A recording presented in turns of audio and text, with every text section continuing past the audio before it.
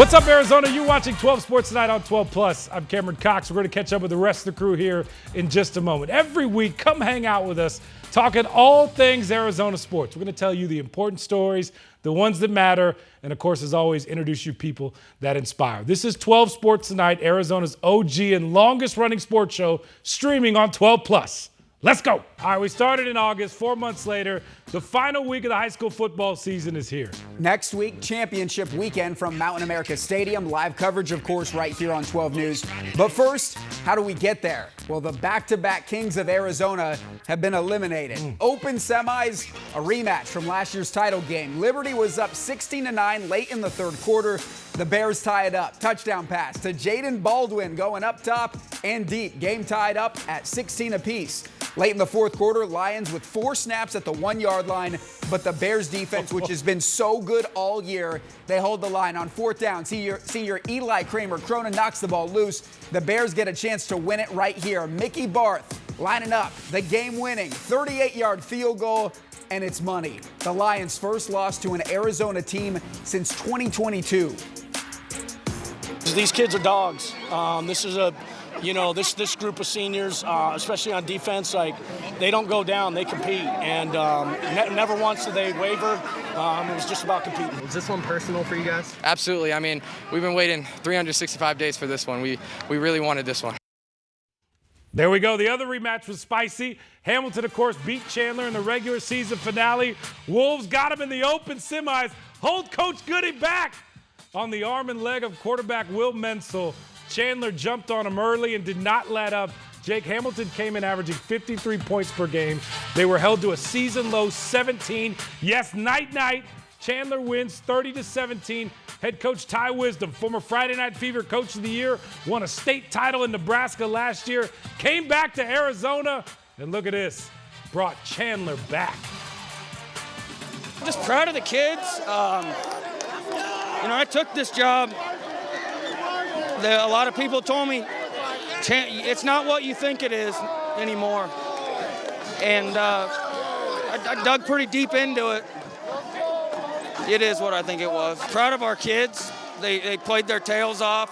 Proud of my coaching staff. This is great for the city of Chandler. We needed it. It's everything to us. I mean, especially this group of seniors. We've worked so hard in the offseason, so hard during the season. We don't take any days off, whether it's on the field or in the film room. I mean, I can't explain how proud I am. I'm just at a loss of words right now.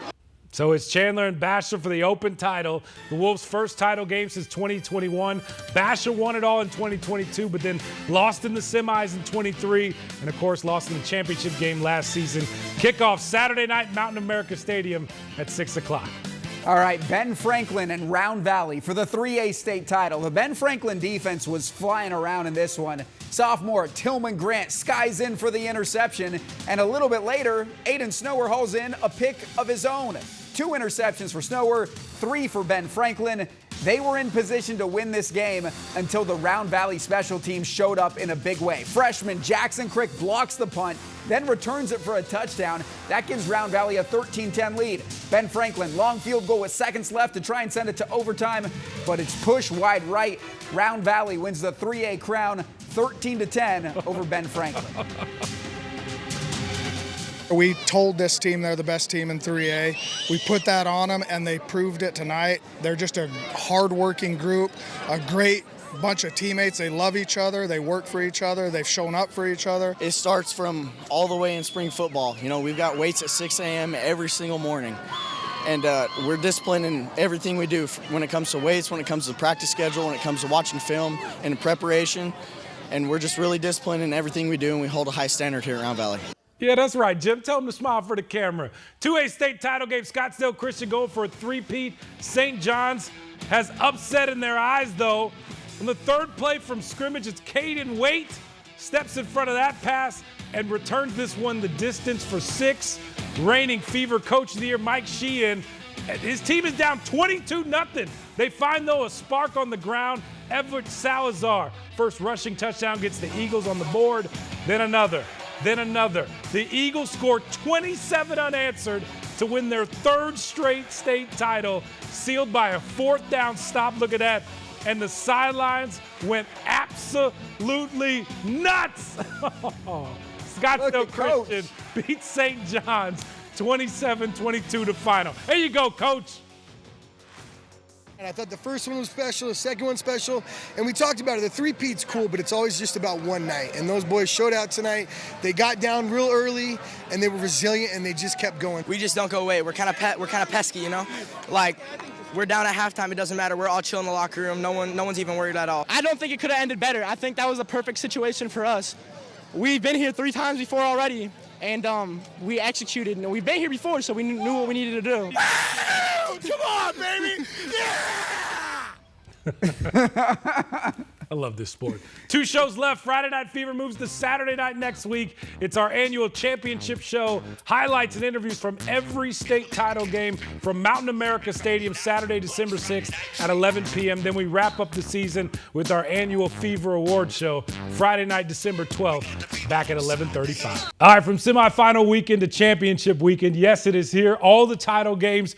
4A, you got Micah Mountain in Arcadia. In 5A, you got Desert Mountain and Canyon View. In 6A, you got Castile in Centennial. And then, of course, the Open Division final. First time these 2 teams have met all season. You got Chandler and Basha. We were at AIA Media Day this past week to preview all the state title games. Take a look. Well, Coach, have you calmed down from that game the other night yet or gotten over it? Well, not really. Not really. It took a little bit of time. But yesterday obviously had to, flush the toilet on that game and get on to the next one. What does it mean to get Basha back to this point after how last year ended? Well, I mean, it's awesome. Obviously, you want this. You want to give the kids another chance to try and compete and be a state champion. And we're here now, and now we have our chance. And so, but it's great. We get another week to spend with these guys and try and get them prepped and focused, and then go watch them have fun. You've got a lot of great teams. What makes this team a little different than years past?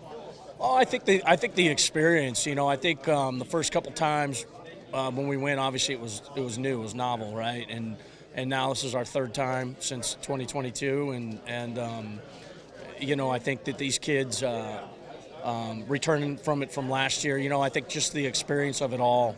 Has probably helped with this. We've had a lot of returners, so I'm not just talking experience on the football field, but just in general, the process of getting to something like this. Were you going for his hairstyle? I didn't vote on that, but but it looks pretty good. He rocks it, right? He does really well. Will, what does it mean to get Chandler back to a title game? Yeah, I mean, it means everything. This group of 5 right here, we've worked our butts off, and everybody else that isn't here has also worked their butts off too. So it's really special, and we expected to be here.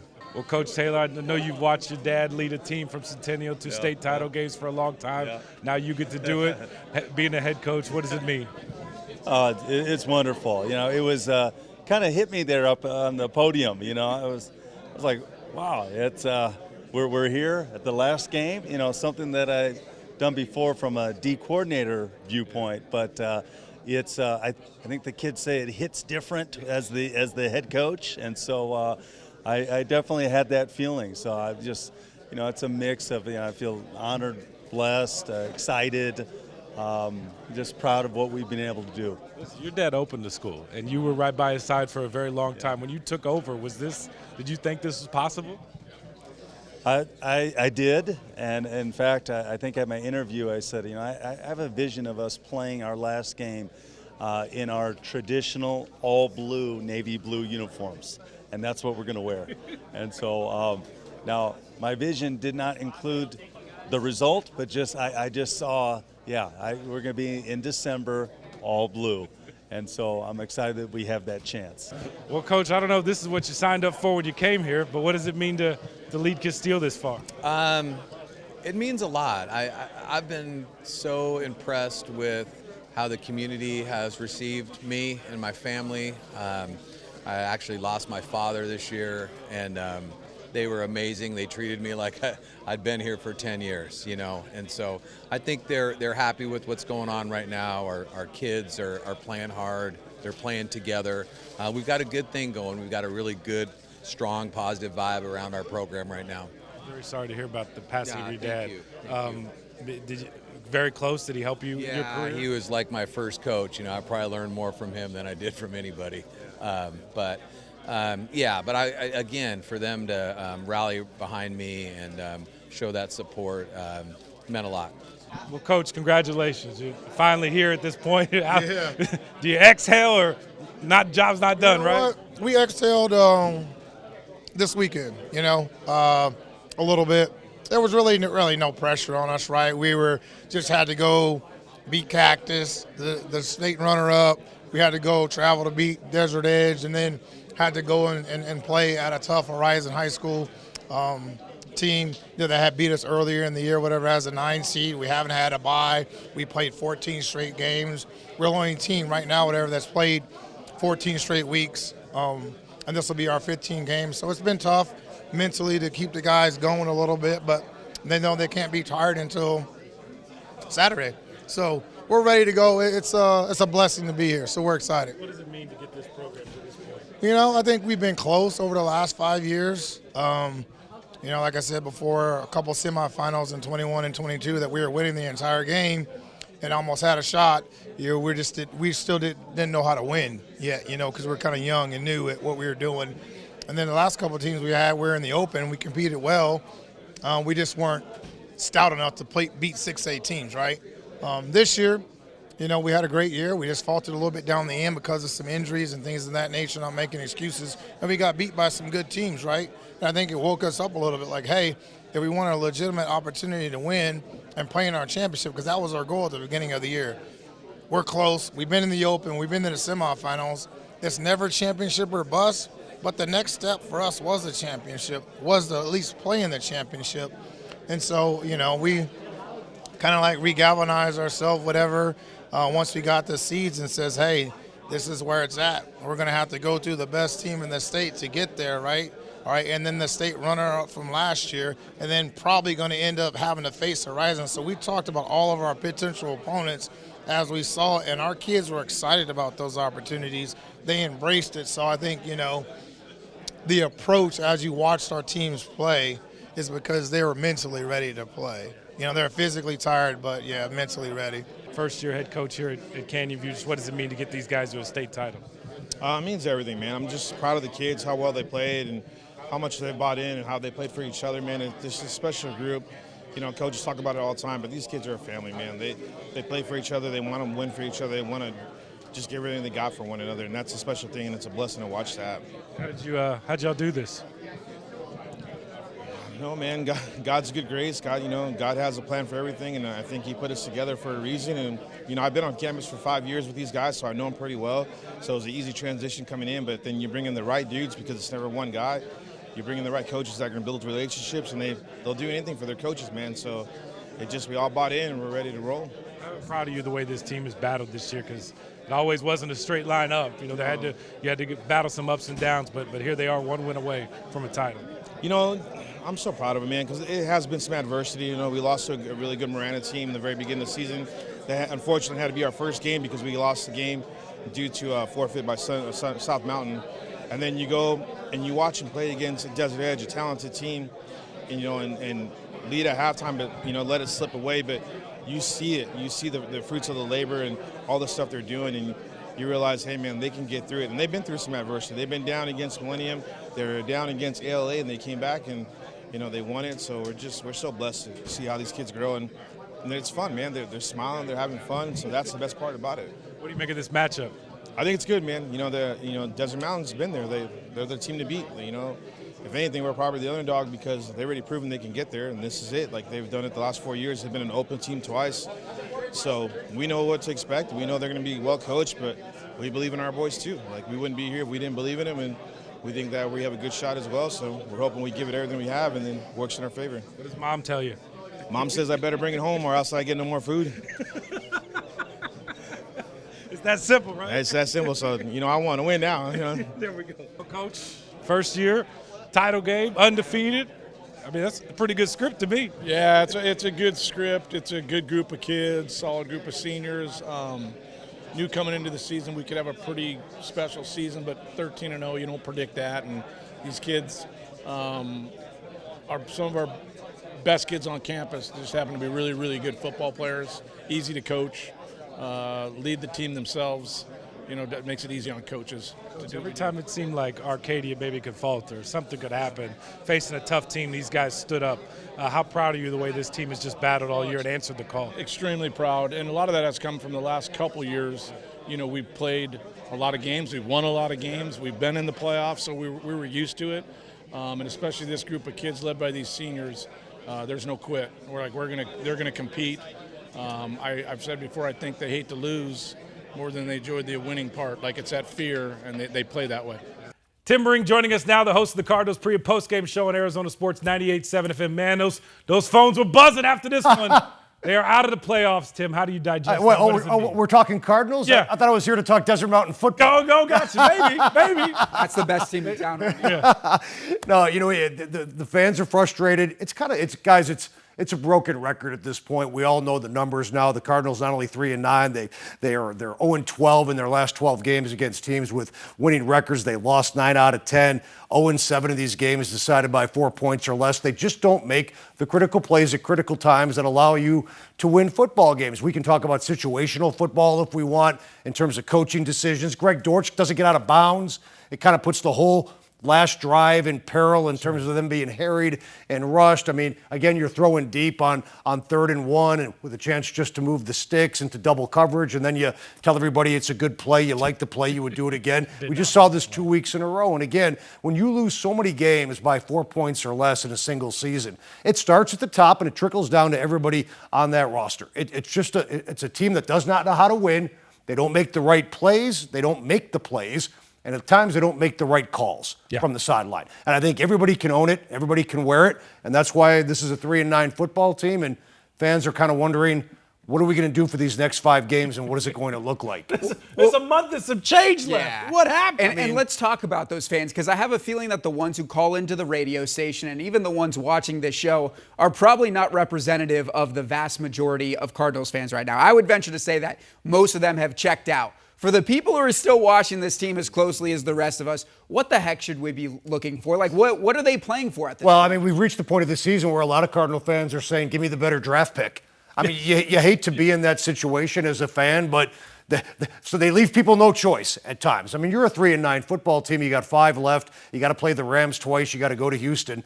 I don't know where the wins are coming from. And for me, what's intriguing about these final 5 games is what does this look like for Michael Bidwill if you lose 14 of 15 to end the season and you're a 3-14 football team. And there's going to be tough decisions to be made because, again, you can point to injuries. You can maybe point to a change at quarterback and all the other issues from a talent standpoint that maybe the team has at certain positions. But, again, when you lose this many close games, I can't emphasize enough this starts with the head coach and goes right on through everybody on that roster. If they keep rolling like this, changes have to be made. Like JG just can't keep saying the same thing over and over again. Listen, I get he believes in this process. I understand that. I respect coaches that stand on that kind of loyalty. But it's not working. There is no success with this team in his tenure here as the Cardinals head coach. So you could say he can believe in whatever he wants, but none of that leads back to success or wins. Well, I mean, there could be wholesale changes, right? The entire staff gets wiped out. There could be a situation where, all right, JG and Monty, pick your quarterback or focus on your new quarterback. But, JG, you got to make staff changes, maybe on the offensive side of the ball more than the defensive side of the ball. Defense was actually pretty good today, guys. I mean, you hold the Buccaneers to 20 points. You don't generate any turnovers. But, again, I thought overall that they did enough to win a football game. So maybe that's where this thing goes if it goes completely off the rails in terms of losing 14 games. I mean, it's off the rails already. Let's not kid ourselves. But if they can't win another football game and you're Michael Bidwill, you got to say to yourself, what do I do? I mean, running it back is not the answer. Running it back with Jacoby Brissett as a bridge quarterback is not the answer. That's a hard message. We'll be right back. Right. And a lot of the callers, now I don't know if they actually do it, but a lot of the callers who are season ticket holders all say that they're done. Now, they say they're done on Sunday after a loss. Yeah. We'll see if they're ultimately done, but I've heard that. If I've heard it once, I've heard it 1,000 times. There we go. Tim, we got one more thing for you. Want to get your reaction to this play right here, and just to see if you know what's going on. This picture, like who is that? Oh, my gosh. Why is he so excited? That is the face of a young man who's going to the state championship game next Friday night. Not just a young man, Tim. Your son. A striking Your resemblance son, I know. between those two. Yeah, styles. that's Big 99, Connor Ring, a big part of that Desert Mountain defense, which upset Horizon. They were the higher seed at Horizon on Friday night on a last-second field goal. You can see the celebration there. And this is a team that not only knocked off Horizon, but a week earlier, guys knocked off undefeated and #1 Desert Edge, and they're 75 D1 prospects, as Chili likes to say. So no, it's been a fun ride. Conrad Hamilton has done a great job with these kids. They have playmakers on both sides of the football, and I could not be more proud, not only to be a father of one of the players, but really as a fan. It's been an amazing ride. They're going to play Canyon View in the title game Friday night, Mountain America State. Look at this proud dad, just beaming, just beaming. I was joking earlier. I didn't know you guys were going to show that when I said, hey, let's talk some Desert Mountain football. See, we got it in on the high note. Tim, congratulations to you and your son. Oh, thanks, man. Appreciate it. Thanks, Tim.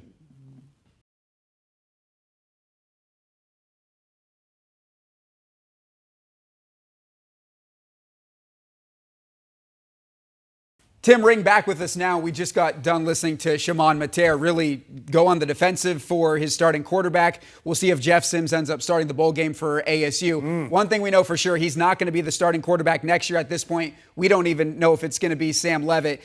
Tim, aside from the quarterback position, where does ASU go next year when it comes to adding guys on the offensive line, defensive line, et cetera, beyond the quarterback position? You know what, Jake? This staff does a really good job recruiting, so I'm actually excited to see how they fill the holes. Will they have the NIL budget to compete for the guys that they want? Because obviously the guys they want are going to be, coveted by other programs with price tags on their head. But in terms of selling the vision of ASU, I love what Kenny Dillingham has done. They're going to lose a lot of seniors. And we talked about the injuries to Sam Levitt and how that may play out in terms of him going on the open market. They got to get the quarterback situation figured out. They got a kid out of New Mexico, Gatorade Player of the Year as a junior. He could be the guy. They got another guy, a 4-star quarterback coming in named Jake Fetty, who's one of the top, 11 quarterbacks in the country. But, we talked about the Levitt and the Tyson injuries a lot this year. The guts of this team, they were banged up as well. You talk about a guy like Ben Coleman, who missed most of the season. So they got to build from the interior out. Those guys cost money too. But I think what they've built here in 2 years, even though the season ended in disappointment, I'm excited about the future of ASU football. How could you not be? That's what I'm saying, real quick in 15 seconds. A successful year for the Devils, given all the injuries? A resilient year. I something people can be proud of. I don't think anybody should not be proud of the season. But when you win 8 games and you had national title aspirations, it's okay to be a tinge of disappointment is okay. But that's good. That means expectations are higher, and they are higher, and they will remain that way. There we go. Tim Ring here in the studio. Guys. Appreciate it, buddy.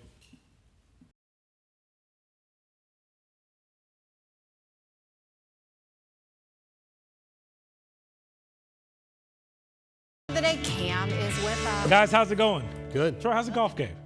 I haven't played. I think like one time since we played. I know we got to get out on the golf course. Being out there and talking about the Waste Management Phoenix Open. Look, seeing that beautiful scene behind us. Almost here. It's getting close. They're starting to get ready. We are getting closer to the biggest party in golf, the annual WM Phoenix Open tee-off luncheon out there at Chase Field. Listen, they get to brag about all the new upgrades that are coming to the tournament, right? They added a new level on 16, new club, new food, video board. Golf's biggest party keeps getting bigger, and as Tram said, you need a big-time guest, right? Look at this. The legend, Larry Legend, Cardinals legend in the house. Oh, and Derek Hall. Look at that. And watch this. Fitz was taking selfies with everybody. It's like a big kid, right? Remember, he's a strong candidate to be in next year's Pro Football Hall of Fame class. It should be announced another. During February, during Super Bowl week and WM Phoenix Open week. We talked to Fitz one-on-one. All right, Mr. Golf, Mr. Arizona ambassador. Here at the Is he really a Thunderbird? What does it mean to be a part of this group? Man, it's great. I mean, I've been coming to the Tee-Off Luncheon for a long time. Got a chance to see President Bush and Nick Saban, and I saw a book in CP. I've seen a bunch of these, and so to be able to be honored with this is awesome. And also be an honorary Thunderbird is really cool, man, to see the work that these guys do in this community and, to try to just live up to that standard, something that I really appreciate. You got president-level stories to tell people? No, I got none of that. What secrets are you giving out today? No, I'm not giving out any secrets. I don't know any. They honorary. Honorary. That means stand over there in the corner and don't say nothing. Real quick, of course, the Hall of Fame announcement coming out. What would it mean to to be in that Hall of Fame? Well, it's great. I mean, it's like, it's a dream come true, something that you don't necessarily aspire to as a youngster, but, to be able to have your name mentioned with some of the people that are finalists this year, man, it's like, it kind of sends you down a rabbit hole of all the amazing plays and things. And now you see the contributors list came out today, and the Bill Belichick's and Robert Kraft's and like people who have, shaped this game, in the history of the National Football League. And so to be in that kind of conversation, it means a lot. Everybody, he's beaming, a proud dad. His son signed his letter to go to college today. Yeah. Pretty cool, right? Yeah, it was a great moment to kind of see it all, happen. You see him as a freshman, as an 8th grader, and 9th grader, 10th grader, and 11, and you see this process of maturity, not just physically but emotionally. How he kind of sees the world, and it's really cool as a parent to kind of see that all come to tuition. All right, so Devin he's as big as his dad. He's going to go to Notre Dame and play football. Ask Larry if he's better, and Larry goes, he's much better. He's getting there, right? So it'll be cool to watch him at the next level. By the way, Fitz was also asked at some point today, what's tougher, catching like a Hail Mary or hitting a hole-in-one? He said a hole-in-one by far, because if there's a Hail Mary, I'm coming down with the ball. Yeah. So clearly he still wants to, doesn't want to play anymore, but he's still one of the best to ever put on cleats. Yeah, exactly. For sure. Exactly. Yeah. And in my opinion, a first ballot Hall of Famer will be announced here on NBC in February without a question. Oh, so this is it this year? Yeah. This February is when he's eligible. Oh, he's in. He's in, yeah. He won't say it. I'll say it for him. He'll be a first ballot Hall of Famer. All right, that'll do it for us. Thank you so much for watching 12 Sports tonight on 12 Plus. Same time, same place next week. I'm Cameron Cox. We'll see you right back here Sunday night for, of course, 12 Sports Locker Room right after Sunday Night Football, and then 12 Sports tonight at 10:30 right here on 12 News, your Arizona sports station. Good night. God bless.